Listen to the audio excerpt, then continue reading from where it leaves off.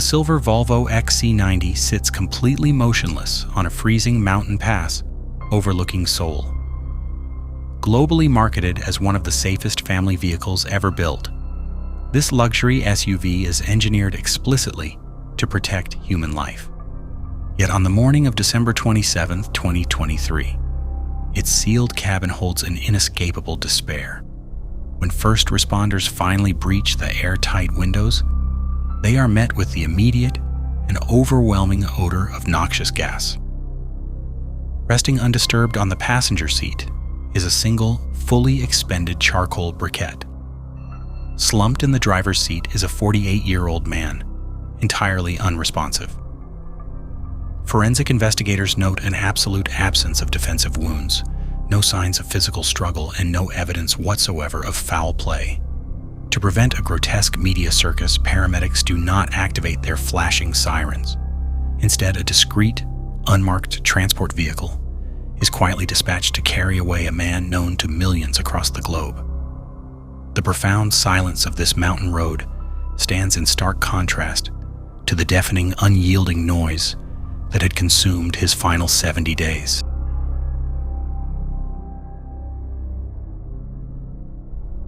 The unraveling of a meticulously constructed life begins not in a courtroom, but on the digital pages of a regional newspaper. On October 19, 2023, the media consensus surrounding one of the most revered figures in South Korean entertainment shatters practically overnight. Before any formal police summons is even issued, a Gyeonggi regional publication releases an exclusive blind item report at exactly 5:17 p.m. The headline sends immediate and profound shockwaves through the country, stating that a prominent figure, identified only by the pseudonym Top Star L, is reportedly under internal investigation for illicit narcotics. The dissemination of this information is explosive and immediate. Within mere hours of the publication, domestic internet forums begin to meticulously dissect the sparse, carefully worded clues provided in the leak. Users pinpoint specific identifiers mentioned in the article, such as the actor's 2001 sitcom debut and his highly distinct, resonant, deep baritone voice. The protective anonymity of Top Star L vanishes instantly into the digital ether. The public collectively identifies him as Lee Sun-kyun, the internationally beloved actor who starred as the wealthy, fastidious patriarch Dong-ik in Bong Joon-ho's Academy Award-winning cinematic masterpiece Parasite. The official narrative presented to the public by the authorities is swift, highly sensational, and entirely uncompromising. Following the media uproar, the Incheon Metropolitan Police Agency officially transitions Lee from a subject of a covert internal inquiry to a formal criminal suspect on October 23rd. Law enforcement sources suggest to the eager, ravenous media that the esteemed actor is, in fact, a habitual heavy drug user, deeply embroiled in an expansive underground narcotic ring. This illicit network is alleged to operate out of Gangnam's most elite, exclusive room salons, far from the public eye. The media immediately runs with the devastating theory that the actor's wholesome, deeply trusted public facade is nothing more than a carefully constructed, hypocritical lie. According to this initial police hypothesis, the actor has been living a sordid double life, and his current predicament is simply a standard transaction gone wrong within the criminal underworld. The speed at which this narrative is accepted sets a dangerous precedent for what is to follow.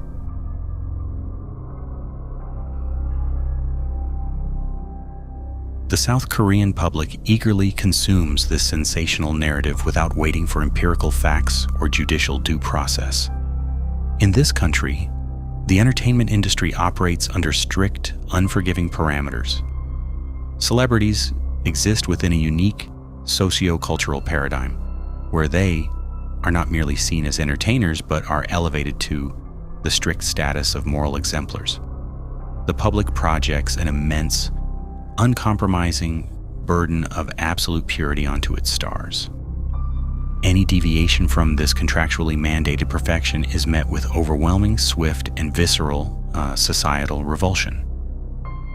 The mechanism for public retribution is absolute and deeply punitive, driven by a hyper-connected digital ecosystem. Anonymous online forums such as DC Inside and The Coup wield immense unchecked power to shape public perception. Operating alongside these forums are sensationalist YouTube channels, colloquially known as cyber wreckers. These channels monetize human misery and scandal, acting seamlessly as judge, jury, and executioner in the court of public opinion. This digital panopticon directly incentivizes the rapid dissemination of unverified rumors, transforming private indiscretions into highly lucrative, relentless public spectacles of humiliation. The atmosphere surrounding the actor immediately morphs from a standard judicial inquiry into a modern televised witch trial. The public consumption of his downfall becomes a national spectacle, a daily soap opera that is completely untethered from actual forensic evidence or logical investigation. This dynamic establishes a fatal stage, where a man's reputation, his career, and his legacy are systematically and violently dismantled before he ever sees the inside of a courtroom. Public figures are instantly stripped of their fundamental human rights the moment an allegation is levied. The concept of innocent until proven guilty is entirely abandoned, replaced by a digital stoning that demands absolute perfection or absolute destruction. This ferocious public appetite for moral destruction ensures that the authorities have an eager audience for their aggressive, highly publicized investigation.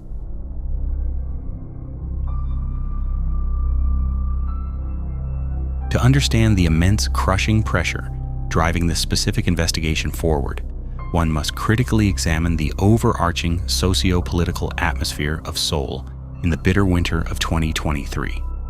The global, unassailable success of the South Korean cultural export machine, often referred to as Hallyu or the Korean Wave, stands in chilling juxtaposition to an increasingly draconian domestic crackdown on narcotics. President Yoon Suk-yeol's administration has formally declared an unprecedented, highly publicized war on drugs.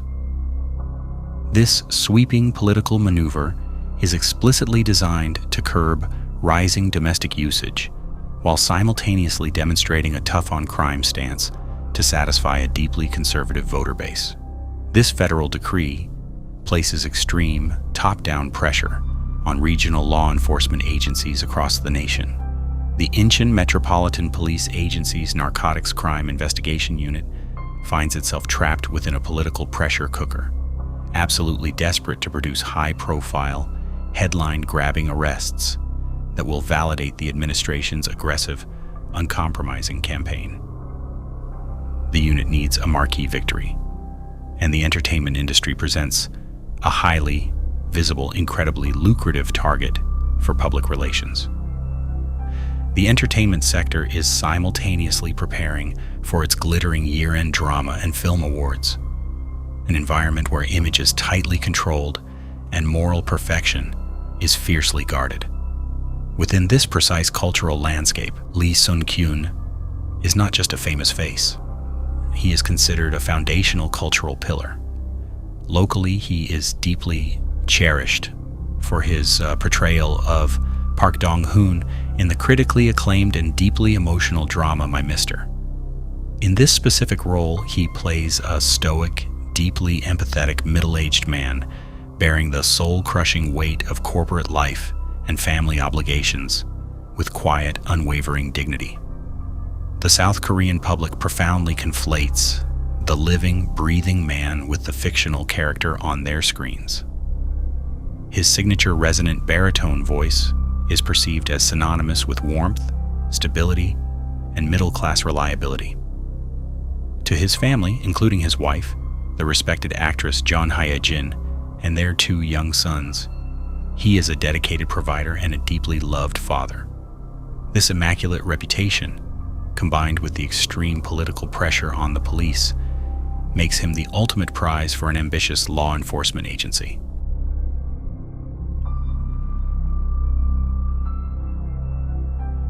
The destruction of this meticulously cultivated life does not begin with an overt act of malice, but with a profoundly human lapse in judgment. The actor places himself in a compromised, illicit environment, a highly exclusive room salon, colloquially referred to as a 10 Pro or a 10% club.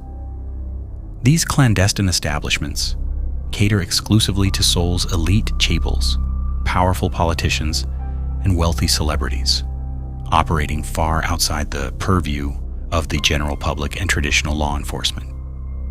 It is an environment built entirely on secrecy, exclusivity, and the exchange of vast sums of money. This particular shadow economy is managed by Kim Nam-hee, a 29-year-old madam who ultimately serves as the initial catalyst for the impending tragedy. Operating within the illicit, luxurious walls of an establishment known as Good Place, Kim possesses a deep, predatory, psychological understanding of her powerful clientele. She profoundly recognizes that these wealthy, influential men possess immense social capital, making them inherently terrified of exposure. Kim also carries an extensive, crippling history of severe narcotics abuse, a habit that plunges her deeply into debt and renders her highly vulnerable to external legal pressure and manipulation. She represents the parasitic underbelly of Gangnam's nightlife, a world entirely dedicated to exploiting the inherent vulnerabilities of high-profile married men for immense financial gain. In this hidden ecosystem, power dynamics are fluid and leverage is the ultimate currency. The Good Place is not merely a venue for entertainment. It is a meticulously constructed snare. This environment becomes the precise, fatal intersection where a private indiscretion is positioned to become a devastating national scandal. It is the perfect breeding ground for a crime that thrives entirely in the dark, waiting for the right moment to strike.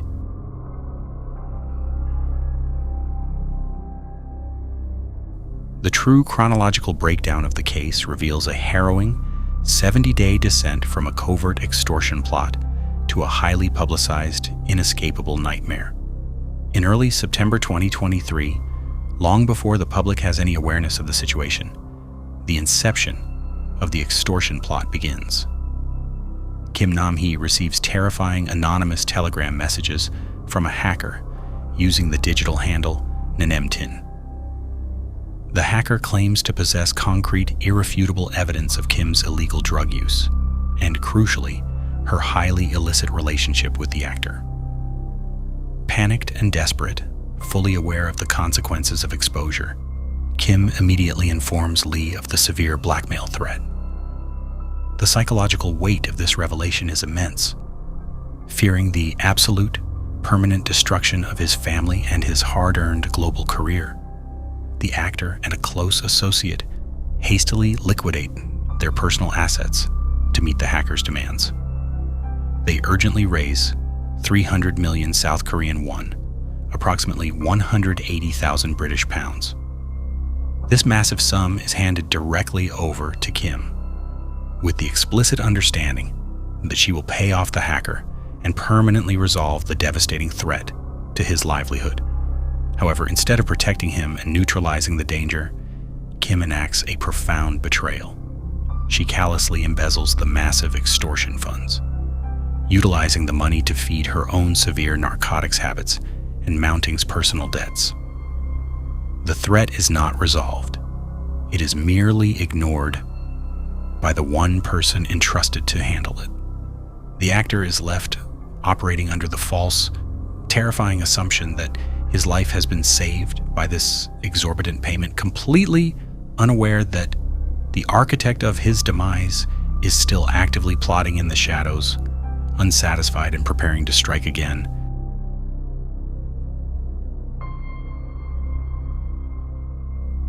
The police fundamentally misunderstand the complex mechanics of the extortion itself, initially assuming that the perpetrators are willing, unified co-conspirators. It takes months of painstaking, highly advanced digital forensics, tracing encrypted telegram IP pings, and recovering deeply deleted hidden messages to finally unravel the true nature of the crime. The hacker, Nanemton, is not a nameless digital phantom operating from a distant, untraceable location. The definitive psychological predator and the primary architect of the fatal extortion scheme is Park So-jong. Park is a 28-year-old failed, entirely obscure actress who originally debuted in 2012 with a minor, forgettable role in an indie film ironically titled The Beginning of Disaster. Unable to secure a legitimate, successful career in the competitive entertainment industry, Park instead amassed a lengthy, disturbing criminal record, including 6 prior convictions. She had previously served time in a federal penitentiary for severe fraud, which is precisely where she and Kim Nam-hee first met, forging a dark, opportunistic alliance built entirely on mutual grift and manipulation. And upon her release from federal prison, Park moved into the apartment directly above Kim's, deeply and systematically embedding herself into the madam's daily life. Park's methodology is chillingly sociopathic in its flawless execution. She covertly installs highly illegal surveillance cameras directly inside Kim's private apartment, meticulously monitors Kim's personal communications, and utilizes encrypted telegram channels to adopt the terrifying digital persona of the hacker. Park heavily blackmails Kim, which inadvertently forces the madam to extort the actor. However, when Kim absconds with the 300 million won, Park coldly bypasses her former cellmate entirely. She directly approaches the actor to violently extort an additional 50 million won. In a staggering, calculated display of betrayal, Park also formally reports Kim's drug use to the authorities. She provides the police with her own friend's hair samples in order to eliminate her co-conspirator and completely monopolize the lucrative extortion scheme. When Park is eventually arrested by authorities, she orchestrates a highly manipulative public display, arriving at her warrant hearing, clutching her infant child in her arms, attempting to weaponize maternal sympathy against the flashing cameras of the domestic press corps.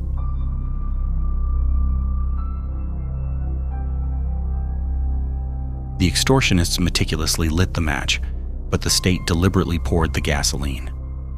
The true catalyst that transformed a private, covert criminal matter into a fatal, highly visible public spectacle was the gross misconduct exhibited by the Incheon Metropolitan Police Agency and the Gyeonggi-nambu Police Agency. Law enforcement officials, sworn to uphold the integrity of the judicial process, fundamentally betrayed their core mandate. A senior police officer acting as a former inspector identified as A and a prosecution investigator identified as B actively and maliciously leak internal, highly classified investigation reports to eager regional journalists. These illegal, unprecedented leaks contain the actor's full name, highly unverified drug allegations, and deeply sensitive personal data that should never have seen the light of day. The officials engage in this egregious, career-ending breach of duty, not for the pursuit of justice, but for pure institutional clout, petty interdepartmental rivalry, and to curry immense favor with the powerful domestic press. Their actions completely intentionally bypass the rule of law, directly triggering the lethal media circus that weaponizes the extortion plot into an unbearable public shaming. The system designed to investigate the crime becomes the primary engine of the victim's destruction. When these devastating leaks are eventually investigated by internal affairs, the prosecution investigator exhibits a profound, staggering lack of remorse. He actively attempts to destroy crucial evidence by replacing his mobile phone. Furthermore, he allegedly celebrates the arrest of the police officer, openly mocking the entire justice system by brazenly declaring that they had caught the worst guy and were merely scapegoats in a larger game. This institutional rot ensures that the actor is fighting an entirely unwinnable war on two fronts.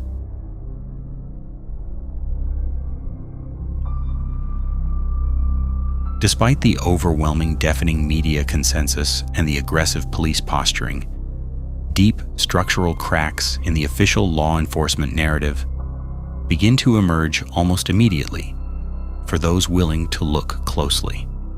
The mechanics of the police investigation quickly reveal a catastrophic, systemic failure of basic investigative protocols, driven entirely by severe confirmation bias and a desperate, unyielding thirst for positive public relations. Instead of relying on empirical physical evidence, the Incheon Narcotics Unit builds their entire high-stakes prosecution on the coerced, highly unreliable testimony of Kim Nam-hee. As a known drug addict facing severe federal prison time, Kim is absolutely desperate for a plea deal to save herself from ruin. During a mere 11 interrogation sessions with the madam, investigators repeatedly prompt her to mention Lee Sun-kyun's name an astounding 196 times. This staggering, unnatural repetition indicates a targeted, highly obsessive effort by the detectives to implicate the high-profile actor at all costs, deliberately and recklessly ignoring glaring inconsistencies in her constantly evolving narrative.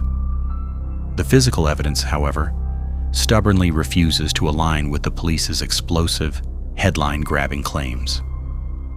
On October 28th, the actor attends his first official police summons and is subjected to an initial rapid urine test for narcotics, which definitively returns a negative result. The authorities then order a highly precise, technologically advanced analysis by the prestigious National Forensic Service. They rigorously test 100 strands of the actor's hair, a process highly capable of detecting potential drug history over the past 8 to 10 months. The result across all segments of the hair is entirely unequivocally negative. The authorities press harder, demanding further forensic testing on the actor's leg hair in mid-November. This specific sample is ultimately deemed untestable due to low weight, but a subsequent, exhaustive analysis of his armpit hair also returns a definitive, unarguable negative.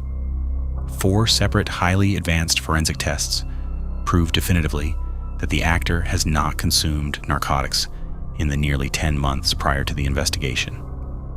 The police officially possess absolute zero physical evidence of drug use, yet the public spectacle only intensifies.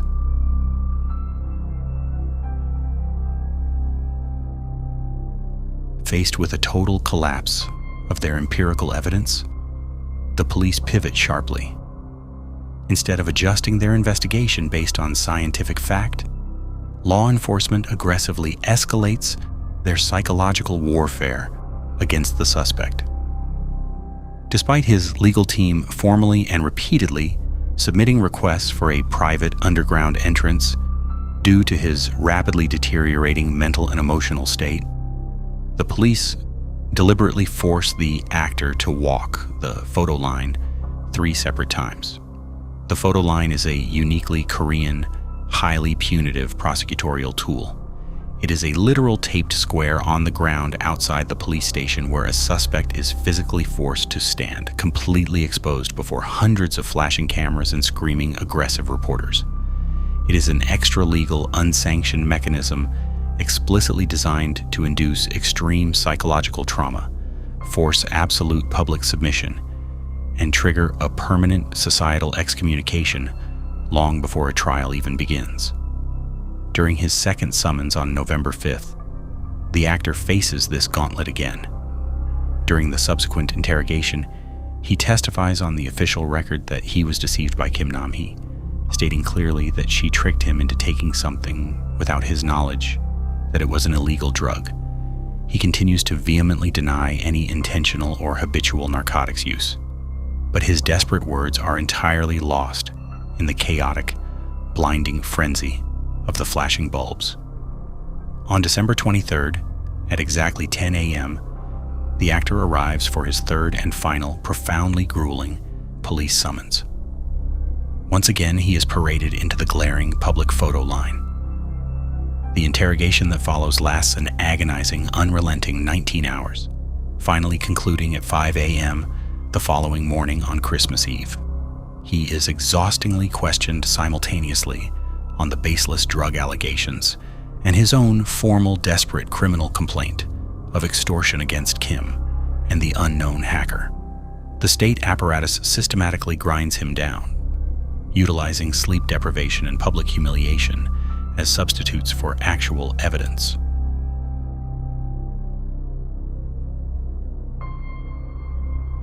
Desperate to definitively clear his name against Kim's entirely uncorroborated testimony, his exhausted legal team officially requests a polygraph test on the afternoon of December 26th. They are highly confident that objective scientific measures will finally break the investigative deadlock. However, later that very same day, the final fatal psychological blow is struck. A sensationalist media outlet maliciously leaks a secretly recorded, highly edited 10-minute audio file of an intimate phone call between the actor and the madam, Kim Nam-hee. The sudden release of this private audio deeply and irreversibly violates his personal privacy, completely obliterating his carefully cultivated, widely beloved family man image. The breaking point for the victim is not the fear of a looming drug conviction. His highly experienced legal team remains deeply confident he will defeat the charges in court due to the absolute unarguable lack of physical evidence. The factual, undeniable motive for the tragedy that follows is the unbearable, crushing intersection of state-sanctioned humiliation and the media's vicious, unchecked weaponization of his private life. The broadcast of the audio proves a brutal truth about South Korea's complex moral economy. Reputational and social death is perceived as far more terrifying, isolating, and permanent than physical death. On the morning of December 27th at exactly 10:12 a.m., the actor's manager places a desperate call to the police emergency line. He reports discovering a memo resembling a final farewell, noting with alarm that the actor's vehicle is missing. Following the devastating discovery of his body on the quiet, frost-covered mountain pass, the active investigation halts. Because the actor passes away during the inquiry, his specific legal case is permanently closed under the standard procedural designation of no right to indict. This legal classification effectively ends the pursuit without ever offering a formal exoneration or securing a conviction, leaving his record forever frozen in an unresolvable ambiguity.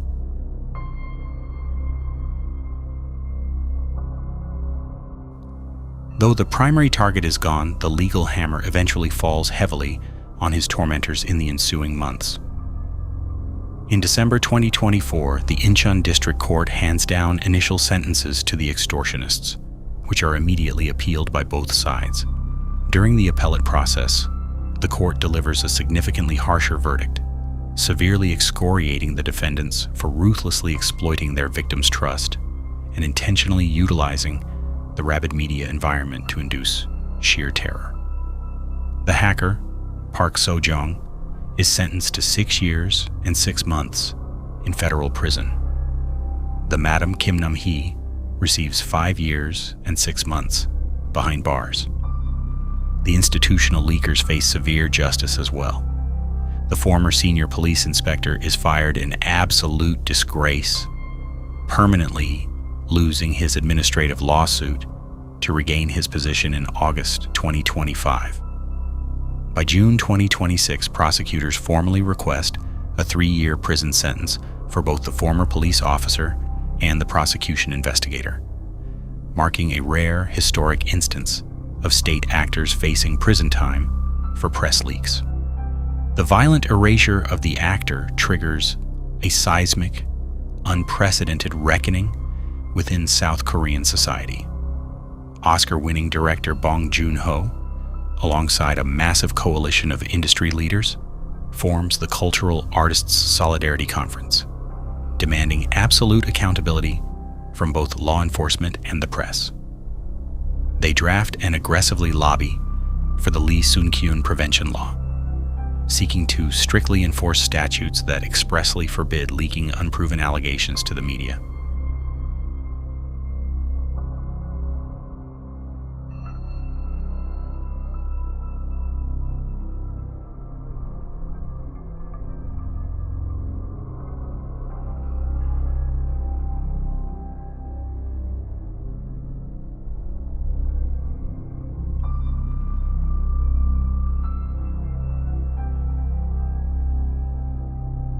The tragedy forces a harsh sociological debate regarding the concept of Han, exposing how public figures are stripped of their humanity and subjected to an unforgiving digital stoning. Today, a profound and terrifying chilling effect has taken hold of the entertainment industry, with talent agencies employing highly aggressive legal strikes against online forums. The actor's surviving wife and children have largely retreated from the public eye, bearing the lifelong trauma of his highly public ordeal. His legacy, once defined entirely by his brilliant acting, is now permanently intertwined with his status as the ultimate martyr of a vicious, unchecked cancel culture. The flashing cameras of the photo line have long since faded, leaving behind nothing but the cold, unresolved silence of an empty mountain road.